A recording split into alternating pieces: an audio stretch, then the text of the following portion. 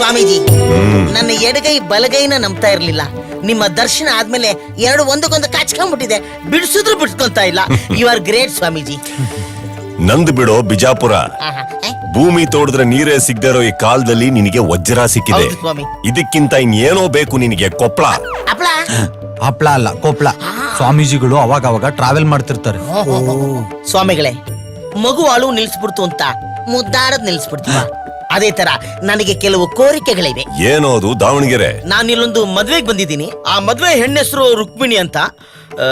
ಅವಳ ಮದ್ವೆ ನಡೀಬಾರ್ದು. ನಡೆಯೋದಿಲ್ಲ ಬಿಡು ಚಿತ್ರದುರ್ಗ. ಅವಳು ನನಗೆ ಸಿಗ್ಬೇಕು. ಅವಳು ಯಾರನ್ನ ತುಂಬಾ ಇಷ್ಟ ಪಡ್ತಾಳೋ ಅವ್ರಿಗೆ ಸಿಗ್ತಾಳೋ ದುರ್ಯೋಧನ. ಈಗ ಮಹಾಭಾರತಕ್ಕೆ ಬಂದ್ರು. ನನಗಿಂತ ಅವಳನ್ನ ಜಾಸ್ತಿ ಯಾರೋ ಪ್ರೀತಿ ಯಾರಿಲ್ಲ ಬಿಡಿ. ಬೇರೆ ನನ್ನ ಮೈಂಡ್ಸು ಡೈಮಂಡ್ಸು, ಕರೆನ್ಸಿ ಆರೋಗ್ಯನ್ಸಿ, ಫ್ಯೂಚರು ಗ್ಲಾಮರು ಇವೆಲ್ಲ ನನ್ನ ಹತ್ರನೇ ಉಳಿಬೇಕು. ಯಾವುದು ನಿನ್ನದು ಅದು ಕೊನೆವರೆಗೂ ನಿನ್ನೊಟ್ಟಿಗೆ ಇರುತ್ತೆ ಕಣೋ ಶಕುನಿ.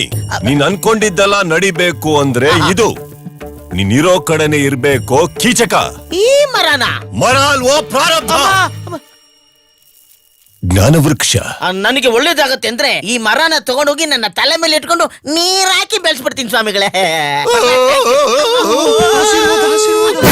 ಇದೇನು ಇದಕ್ಕೆ ಸ್ವಾಮಿಗಳು ಟಾಸನ್ ಆಗ್ಬಿಟ್ರು. ಆನೆಗಿನ ಒಳಗೆ ನುಗ್ಬಿಡ್ತಾ ನೋಡ್ರೋ. Good my son. Swamiji, first time ನನ್ನ ಜೀವನದಲ್ಲಿ ಒಬ್ಬ ಪುರುಷನ್ ಮುಖ ನೋಡ್ಬೇಕು ಅಂತ ಸಾಯ್ತಾ ಇದ್ದೀನಿ ಅಂದ್ರೆ ಆ ಮಹಾಪುರುಷ ನೀವೇ. ದಯವಿಟ್ಟು ಟರ್ನ್ ಮಾಡಿ ನಿಮ್ ಮುಖನ ತೋರಿಸಿ ನನ್ನ ಹರಿಸಿ. ನನ್ನ ಮುಖ ತೋರ್ಸಿದ್ರೆ ತಡ್ಕೊಳ್ಳೋ ಶಕ್ತಿ ಇದೆಯಾ? ಇದೆ ಸ್ವಾಮೀಜಿ. ತಿರುಗ್ಲಾ? ತಿರುಗ್ಬಿಡಿ ಸ್ವಾಮೀಜಿ. ತೋರಿಸ್ಲಾ? ತೋರ್ಸೇ ಬಿಡಿ ಸ್ವಾಮೀಜಿ.